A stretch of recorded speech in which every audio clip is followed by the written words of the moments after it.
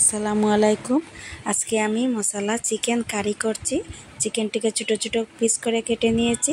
তারপরে রসুন, পেঁয়াজ, সব ধরনের মশলা, মিট মশলা, চিকেন মশলা, গরম মশলা, হলুদ, মরিচ গুঁড়ো, জিরের গুঁড়ো, দালচিনি, এলাচ সব দিয়ে ধোয়ার পরে ভালো করে মেখে নিয়েছি। মেখে নিয়ে 5 মিনিট রেখে দিলাম। তারপরে এটাকে আমি কড়াইতে একটু সামান্য তেল দিয়ে দিলাম। তেলের মধ্যে এই চিকেনগুলোকে দিয়ে দিলাম। আধা ঘন্টা এরকম হয়ে গেল। তারপর এরকম সব জল শুকিয়ে এরকম হয়ে গেল। তারপর আমি একটু আবার জল দিয়ে দিলাম। 1 কাপ জল দিয়ে দিলাম। 1 কাপ জল দিয়ে আর 15 মিনিট পরে হয়ে গেল। আমি বাটিতে নিয়ে নিলাম।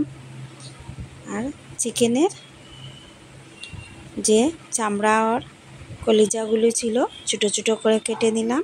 কেটে নিয়ে কতটুক আমাদের জন্য বেজে নিলাম, কতটুক ডগির জন্য পাক করলাম।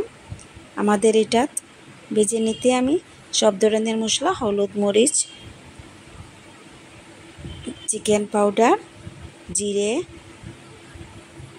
মিট মশলা, গরম মশলা, পেঁয়াজ কাটা সব কিছু দিয়ে দিলাম। তারপরে পেঁয়াজ পিষেও একটু দিলাম।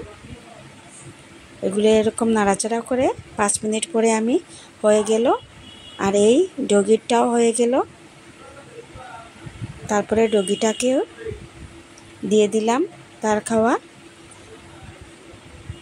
আর এই আমাদের চামড়াগুলো হয়ে গেছে।